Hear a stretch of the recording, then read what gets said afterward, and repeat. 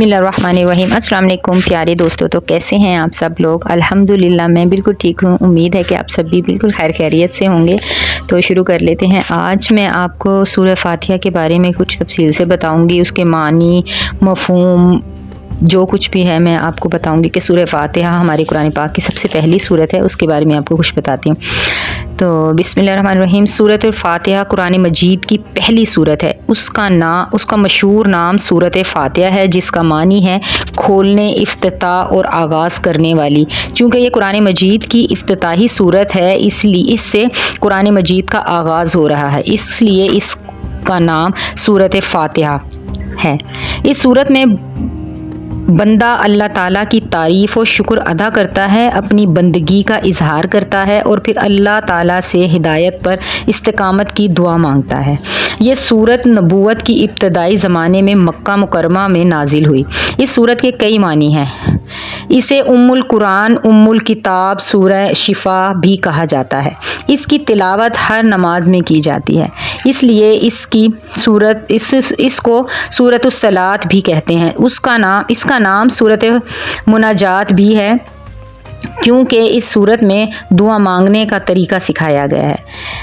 इसे सूरतुल हम्द भी कहते हैं, क्योंकि ये सूरत अल्लाह ताला की हम्द से शुरू की गई है। सुभान अल्लाह। इस सूरत में बंदा अल्लाह ताला की तारीफ़ और शुक्र अदा करता है, अपनी बंदगी का इजहार करता है और फिर अल्लाह ताला से हिदायत पर इस्तिकामत की दुआ मांगता है। सूरत फातिहा दुआ है और पूरा कुरान मजीद अल्लाह ताला की तरफ से इस दुआ का जवाब है। सूरत फातिहा की तिलावत के इख्तिताम पर आमीन कहना मसनून है, जिसका मतलब है ए अल्लाह कबूल फरमा।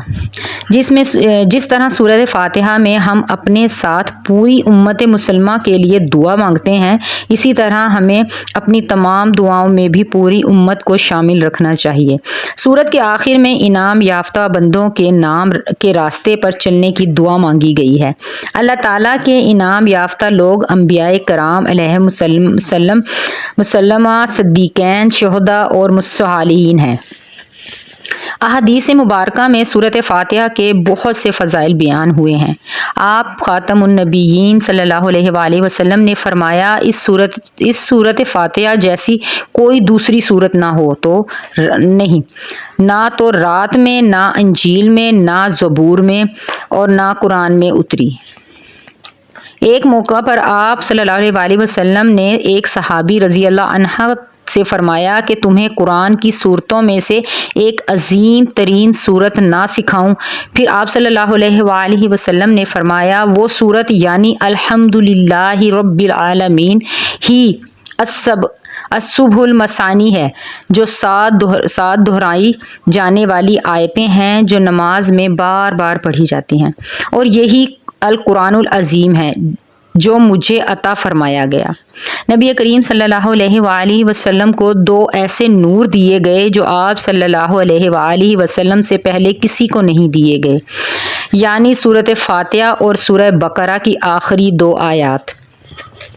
कुरान मजीद की तिलावत से पहले ताऊज़ पढ़ना इसलिए ज़रूरी है कि शैतान की सबसे बड़ी चाल ये होती है कि अल्लाह ताला का पैगाम उसके बंदों तक ना पहुँचे। ताऊज़ पढ़ लेने से आदमी शैतान मरदूद के शर से निकलकर अल्लाह ताला की पनाह और हिफाजत में आ जाता है और शैतानी वसवसों से दूर हो जाता है। इसीलिए अल्लाह ताला ने इरशाद फरमाया, तो जब आप कुरान पढ़ने लगें तो अल्लाह ताला की पनाह लें शैतान मरदूद से।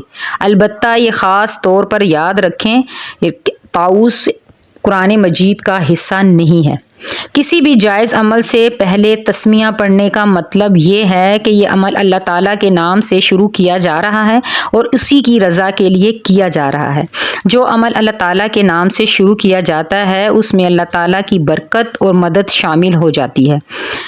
सबसे पहली वही में भी रब के नाम से पढ़ने का हुक्म दिया गया है। एक हदीस शरीफ में आप सल्लल्लाहु अलैहि वसल्लम ने फरमाया, जो जायज़ काम अल्लाह ताला के नाम बिस्मिल्लाह से शुरू ना किया जाए वो नामुकम्मल और बेबरकत रहता है।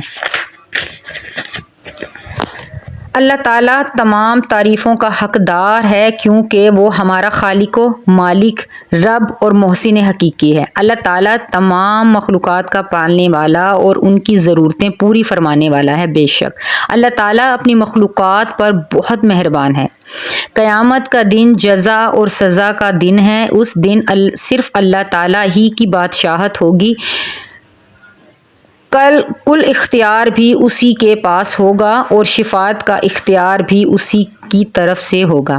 اللہ تعالیٰ ہی کی ذات عبادت کے لائق ہے، ہمیں اسی کی عبادت کرنی چاہیے۔ اللہ تعالیٰ سے مدد مانگنی چاہیے کیونکہ وہی حقیقتاً اور مصلحتاً مدد فرمانے والا ہے۔ اللہ تعالیٰ کا بتایا ہوا راستہ ہی ہدایت اور کامیابی کا راستہ ہے۔ ہم ہر وقت ہدایت کے محتاج ہیں۔ اللہ تعالیٰ کے انعام یافتہ بندوں کی پیروی کرنی چاہیے۔ اللہ تعالیٰ نافرمانی کرنے والوں سے ناراض ہو جاتا ہے، ہمیں اس کی نافرمانی سے بچنا چاہیے۔ جو لوگ اللہ تعالیٰ کے نام یافتہ بندوں کی پیروی نہیں کرتے وہ گمراہ ہو جاتے ہیں۔ تو یہ تھی سورہ فاتحہ کے بارے میں چند تفسیر جو میں نے آپ کے ساتھ شیئر کی۔ آئی ہوپ کہ آپ لوگوں کو بہت پسند آئی ہوگی اور ہمیں اللہ تعالیٰ کو قرآن پاک پڑھنے، صحیح معنی میں قرآن پاک پڑھنے، سمجھنے اور اس پر عمل کرنے والا بنائے، اور آپ لوگوں کو بھی اللہ تعالیٰ آپ کی تمام عبادات کو قبول کرے اور آپ کے ساتھ ساتھ میری بھی تمام عبادات کو قبول کرے۔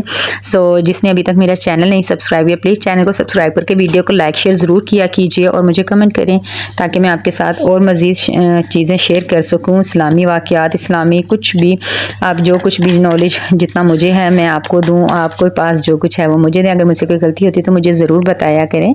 اور طاق راتیں شروع ہو رہی ہیں، اللہ تعالیٰ ہم سب کو ان طاق رات میں عبادات کرنے کی توفیق دے اور ہمارے تمام گناہوں کو بخش دے۔ تو ملوں گی آپ سے دوبارہ کسی اور اچھے سے واقعے، کسی اسلامی بات کے ساتھ۔ تب تک کے لیے اپنا رکھیے گا ڈھیر سارا خیال اور اپنی اس ناچیز بہن کو دیجیے اجازت۔ اللہ حافظ۔